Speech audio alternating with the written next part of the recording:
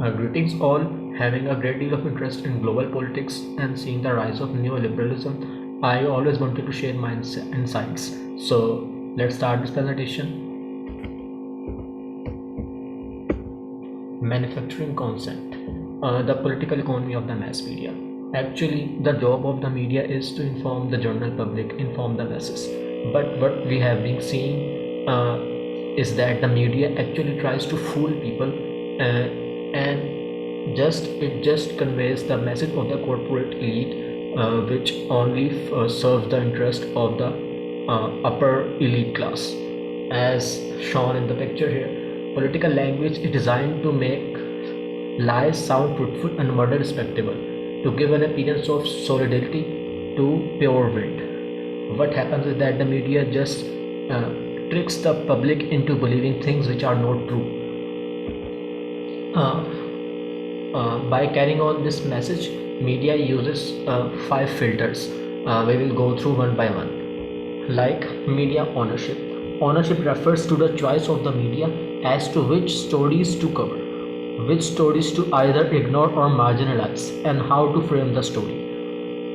The second point, advertising money. Since corporate advertising is the major source of revenue for the mainstream media, fear of losing or not getting advertising strongly influences the choices of what stories to cover and how to frame them. And now official sources, the media elite. The media tries to uh, label independent sources of media which does not serve the interest of the corporate elite as unofficial sources or not credible, while the mainstream media tries to represent itself as the official source which only serves the interest of the dark forces or the upper elite class. The fourth point is flag. Flag can be the fear of punishment or the actual punishment for the reporting stories unacceptable to those with power. Like we have seen the recent case of Julian Assange. He is a journalist, founder of the WikiLeaks, who exposed war crimes committed by NATO, US, and all the countries, including in NATO, and also leaked the emails of Hillary Clinton and exposed the war crimes of America. Uh, but since it did not line with the interest of the military industrial complex and the war criminals in Washington, the American and UK government tried to prosecute him and try to label him as a what you can say as a rebellious man who tried to damage the name or tried to damage the reputation of their country, which is absolutely ridiculous. Now the last part, marginalizing dissent. It is an attempt to discredit a source through personal attacks to reduce the source credibility and hence reduce the probability that anyone will pay attention to the information. In other words, shoot the messenger before the message is delivered. Now, George Carlin, as you can see in the picture, was a great comedian but a political activist as well. He famously said, "It's a big club and you ain't in it. Like they just want obedient workers. Yes, man. Like you have no choice in the matter. The game is rigged and it's controlled by the big boys." As you can see in the second picture, this is what media does. As this meme can be further explained by this Malcolm X quote: "The media has the power to make the innocent look guilty, and the guilty innocent." It just changes the narrative in such a way that masses are fooled and made to believe whatever the media wants them to believe. Now, media bias and alternating reality. You can see here, media only serves the interest of the upper elite, as you can see here.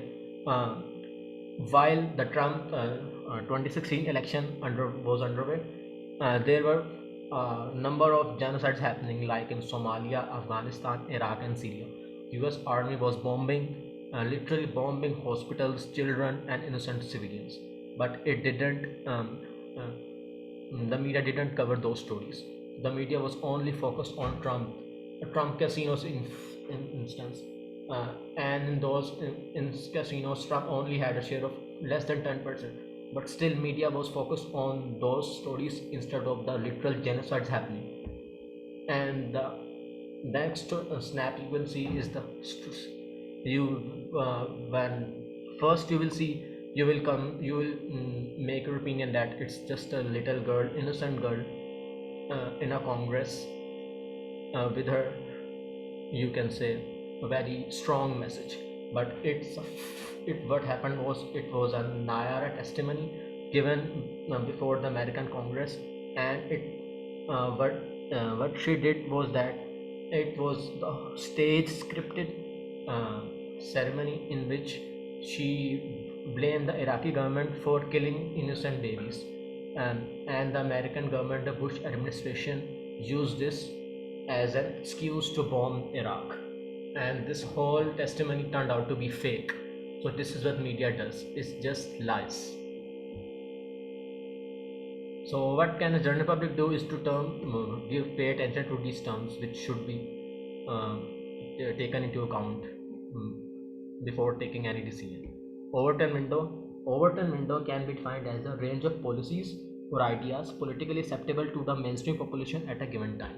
Like what you can see here is that this media creates, or mainstream media creates a box, and under that box, under that spectrum of the box, only that debate or ideas are allowed, and anything beyond that debate is considered unthinkable.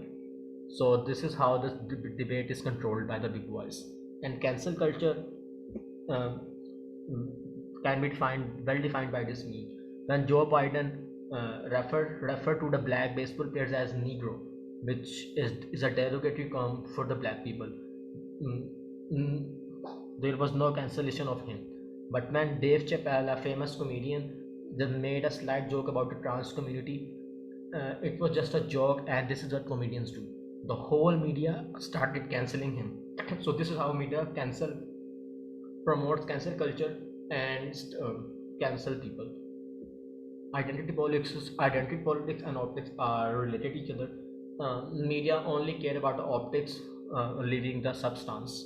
And politics is that the media only cover media does not cover any real substance or ideology of the leader, but just tries to frame one man who pays them well under the table as a messiah.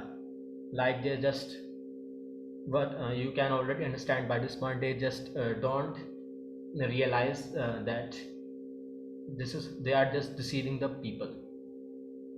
What you can do at the end, I can say, is don't delve into nihilism, like you just start losing all your hope and become a hopeless man, because this is their game and they want you to believe that things can't be changed.